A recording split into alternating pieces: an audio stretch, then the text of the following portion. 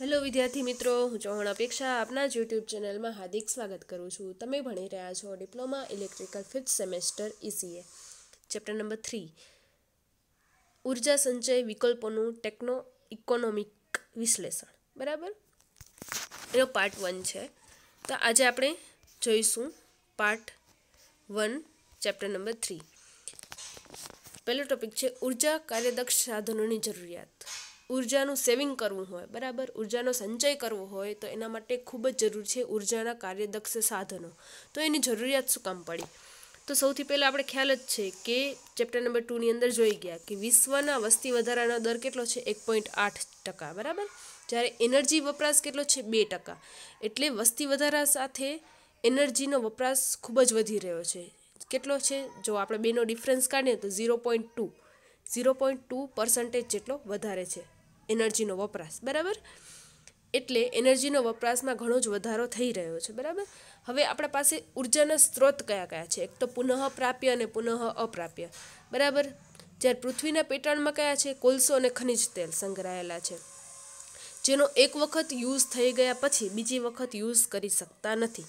બરાબર, હવે જેમ જેમ ઔદ્યોગિક ક્રાંતિ થઈ રહી છે એમ એમ આપણા આ ઉર્જા સ્ત્રોતનો પણ બહોળો ઉપયોગ થઈ રહ્યો છે. બરાબર, બંને પ્રકારના સ્ત્રોત પુનઃ અપ્રાપ્ય પ્રકારના છે, એટલે કે એનો એક વખત વપરાશ થઈ ગયા પછી એનો પુનઃ રીયુઝ કરી શકાતું નથી. બરાબર, હવે ઔદ્યોગિક ક્રાંતિની સાથે સાથે આ બધા સ્ત્રોતો પણ ખૂબ જ બહોળા પ્રમાણમાં વપરાશમાં આવતા રહ્યા છે.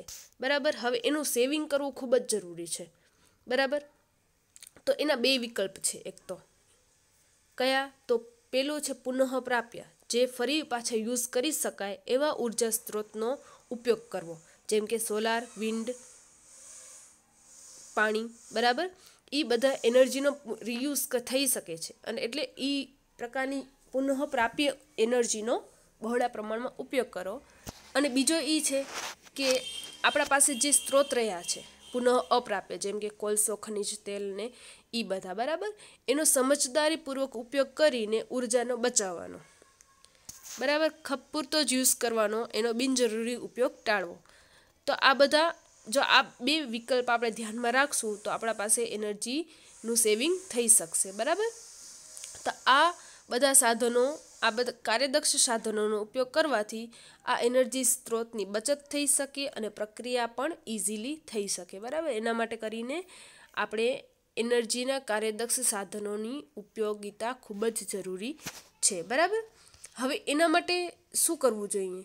તો ઉદ્યોગોમાં મેન્યુફેક્ચરિંગ ઇક્વિપમેન્ટ અને ટેકનોલોજીને બદલાવા જોઈએ. બરાબર, નવી નવી ટેકનોલોજી આવતી જાય છે, એનો ઉપયોગ કરવાથી એનર્જીમાં સેવિંગ થઈ શકે છે. બરાબર, એટલે નવી નવી ટેકનોલોજીનો ઉપયોગ કરતા રહેવો જોઈએ. અને કાર્યદક્ષ મશીનરી એટલે શું?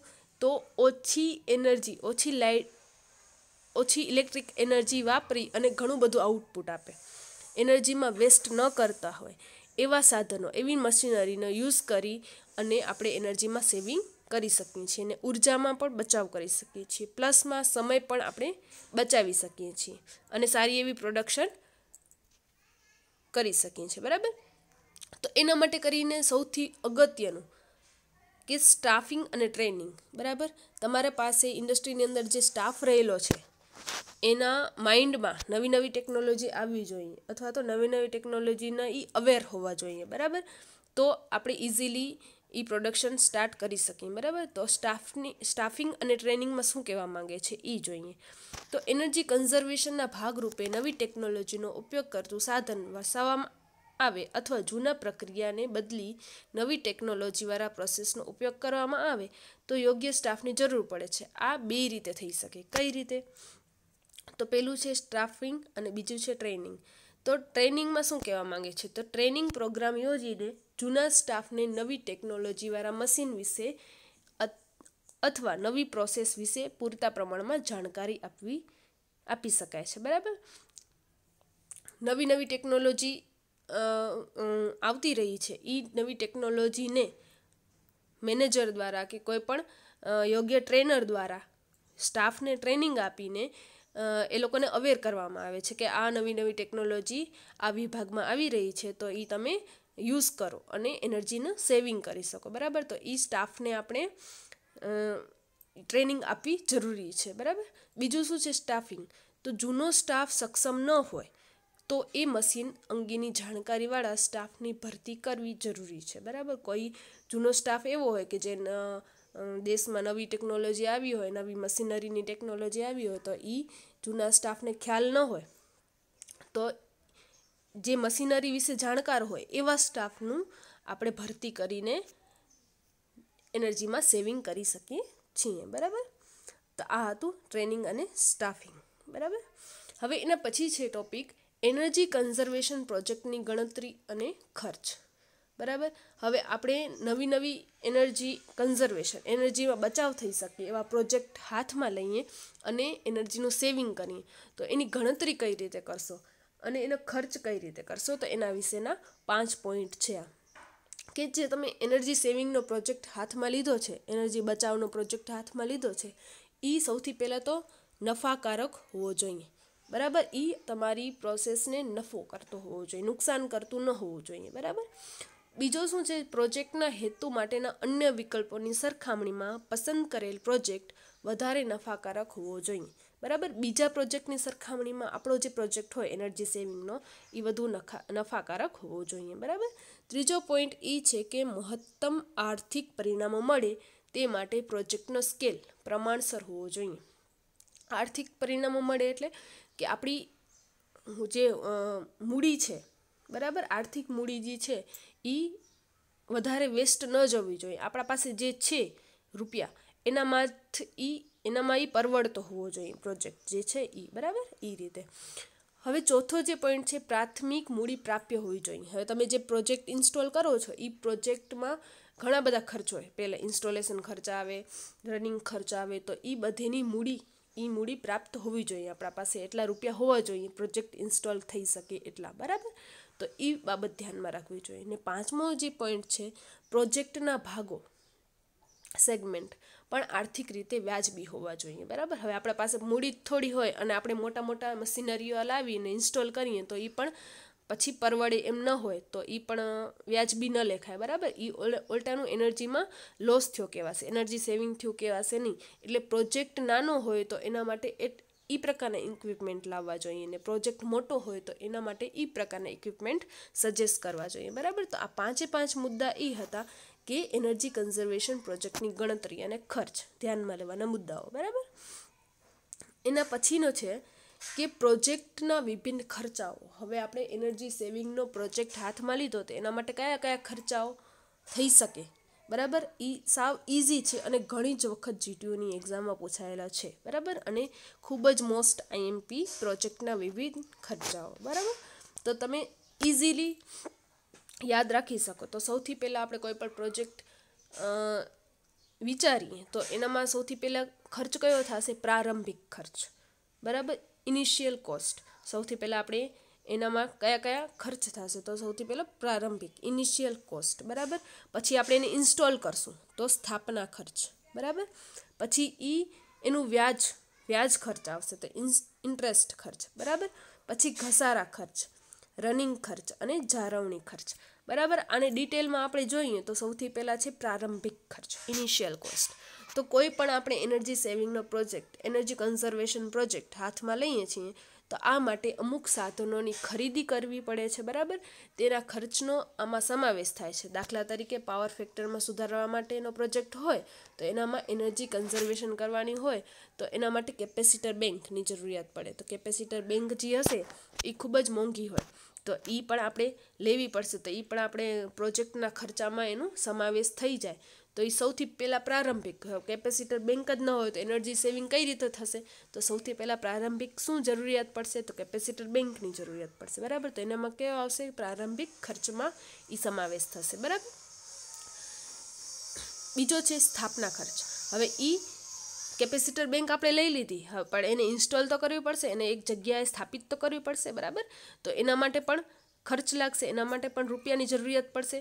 તો એ બીજો હશે સ્થાપના ખર્ચ, કે એનર્જી સેવિંગ ઇક્વિપમેન્ટનો યોગ્ય રીતે ઇન્સ્ટોલ કરવું જરૂરી છે. અમુક પ્રકારના ઇક્વિપમેન્ટમાં ઇન્સ્ટોલેશન ખર્ચ ઓછો અથવા નજીવો હોય છે, પરંતુ કેટલાક ઇક્વિપમેન્ટના ઇન્સ્ટોલેશન ખર્ચ ઘણો જ વધારે હોય છે. જેમ કે ટ્રાન્સફોર્મર હોય, બરાબર. ટ્રાન્સફોર્મર હોય, હેવી હાઈ વોલ્ટેજ ટ્રાન્સફોર્મર હોય તો એનામાં ખૂબ જ બહોળા પ્રમાણમાં ઇન્સ્ટોલેશન ખર્ચ લાગે, બરાબર. જ્યારે નાનું એવું ઇક્વિપમેન્ટ હોય તો એનામાં સ્થાપના ખર્ચ ઓછો લાગે, બરાબર. એ પ્રમાણે કહેવા માંગે છે આ કે કોઈ પણ ઇક્વિપમેન્ટ આપણે લઈએ એનર્જી સેવિંગનું તો એનો સ્થાપના ખર્ચ લાગે. તો એ બીજો હતો સ્થાપના ખર્ચ, બરાબર. ત્રીજો હશે વ્યાજ ખર્ચ, કે આપણે કોઈ પણ ઇક્વિપમેન્ટ લઈએ તો એના માટે જરૂરી નાણાં હોય, બરાબર, જરૂરી મૂડી રૂપિયા એ આપણે કોઈ પણ બેંક પાસેથી લઈએ તો એનામાં વ્યાજ ખર્ચ, એને વ્યાજ ચડે, બરાબર. તો એનામાં પણ વ્યાજ ખર્ચ લાગશે, બરાબર. તો જરૂરી ઇક્વિપમેન્ટ માટેની ખરીદીના નાણાં કોઈ સંસ્થા કે બેંક પાસેથી ઉધાર લેવામાં આવે છે તો બેંક આ નાણાં પર વાર્ષિક વ્યાજ વસૂલ કરે છે. બેંક જે હશે એ વાર્ષિક વ્યાજ આપણા પાસેથી લેશે તો એ એક્સ્ટ્રા રૂપીસ છે એ પણ આપણે સેવિંગ કરવું જરૂરી છે, બરાબર. તો એ વ્યાજ ખર્ચ પણ લાગે છે, બરાબર. એના પછીનો ચોથો છે ઘસારા ખર્ચ, મોસ્ટ આઈએમપી ઘસારા ખર્ચ, ડેપ્રેસિએશન કોસ્ટ. ઘણી વખત જીટીયુની અંદર પૂછાયેલા છે કે ડેપ્રેસિએશન કોસ્ટ જે હે એ એક્સપ્લેન કરો, બરાબર, 2 માર્ક્સની અંદર. તો ઘસારા ખર્ચમાં શું કહેવા માંગે છે, તો દરેક ઇક્વિપમેન્ટનું અમુક ઉપયોગી આયુષ્ય હોય છે તો તે ઇક્વિપમેન્ટ તેના ઉપયોગ પછી નવું વસાવવું પડે છે. તો આ માટે ગણતરી કરી અમુક રકમ દર વર્ષે અલગ જમા કરવામાં આવે છે જેથી મશીનની યુઝફુલ લાઈફ પછી નવા મશીન ઇક્વિપમેન્ટ ખરીદવાની રકમ મળે. આને ઘસારા ખર્ચ કહેવામાં આવે છે. જો કઈ રીતે કહેવા માંગે છે, તો આપણે કોઈ પણ કેપેસિટર બેંક લીધી, કેપેસિટર બેંકની આયુષ્ય જે છે એ 25 યર્સ છે, બરાબર. તો એ 25 યર્સ પછી એ જૂનું થઈ જશે, બરાબર. તો એ જૂનું ઇક્વિપમેન્ટ પછી એનર્જીમાં સેવિંગ નહીં કરે, એ એનર્જી લોસ કરશે, ઘણું બધું ઇલેક્ટ્રિક એનર્જી ખાશે અને આઉટપુટ પણ ઓછું આપશે, બરાબર. તો એ 25 વર્ષ પછી આપણે બદલાવવું પડશે કેપેસિટર બેંક. તો એ કેપેસિટર બેંક બદલાવવાની જે માઇન્ડમાં ગણતરી રાખીએ આપણે 25 વર્ષ પહેલાં, તો હર વર્ષે આપણે અમુક રકમ કેપેસિટર બેંક ખરીદવા માટે અલગથી રાખીએ. જેમ કે પહેલા વર્ષે આપણે 50,000 રાખી, બરાબર, બીજા વર્ષે 50,000 રાખી. તો એવી રીતે આ કેપેસિટર બેંક ખરીદવાની અમુક રકમ જે છે એ અલગ રાખતા આવીએ દર વર્ષે. તો 25 વર્ષ પછી આપણા પાસે એ કેપેસિટર બેંક ખરીદવાની રકમ આપણા પાસે ભેગી થઈ જશે અને પછી આપણે ઇઝીલી એને ખરીદી શકશું. તો આ જે હશે એ ઘસારા ખર્ચ કહેવામાં આવશે, બરાબર. ઘસારા ખર્ચ આને કહેવામાં આવે છે. હજી ડિટેલમાં આપણે પાછળ જોઈશું કે શું કહેવા માંગે છે ઘસારા ખર્ચ, બરાબર. પછી છે રનિંગ ખર્ચ. તો રનિંગ ખર્ચમાં શું આવશે, તો એનર્જી સંચય માટેની ઇક્વિપમેન્ટને ચલાવવા માટે અમુક ખર્ચ થતો હોય છે. હવે ચલાવવા માટે પણ ખર્ચ થતો હોય, કેમ, ઇલેક્ટ્રિસિટીની જરૂરિયાત પડે. હવે ચલાવવા માટે વર્કરની પણ જરૂરિયાત પડે, તો વર્કર આપણે રાખીએ તો એને પગાર પણ દેવો પડે, બરાબર. તો બધા કેનામાં આવશે, રનિંગ ખર્ચની અંદર આવશે કે ઇલેક્ટ્રિસિટીનો ખર્ચ, ઇક્વિપમેન્ટને ચલાવવા માટે ઓપરેટરનો ખર્ચ, એનો પગારનો ખર્ચ, બરાબર. તો આ બધાને શું કહેવામાં આવશે, રનિંગ ખર્ચ કહેવામાં આવશે, બરાબર. એના પછી જાળવણી ખર્ચ, કે એનું સમયાંતરે મેન્ટેનન્સ કરવું જોશે, કે સમયાંતરે એની સાફ સફાઈ કરવી જોઈશે, ઓઇલિંગ કરવું પડશે, તો એને જાળવણી ખર્ચ પણ જોશે. તો એના માટે આ બધા માટે આપણે રૂપીસ ખૂબ જ જરૂરી છે અને આ બધા ખર્ચાઓ થશે જો આપણે એનર્જી કન્ઝર્વેશન પ્રોજેક્ટ કોઈ પણ પ્રોજેક્ટ હાથમાં લઈએ. તો એના માટેના બધા ખર્ચા જે 6 ટાઈપના ખર્ચા છે એ મોસ્ટ આઈએમપી છે અને હર વખતે પૂછાય પણ છે, બરાબર. તો એ ધ્યાનમાં રાખવાના ખર્ચાઓ છે, બરાબર. તો આ પહેલો પાર્ટ આપણે અત્યાર સુધી રાખીએ છીએ. ધન્યવાદ.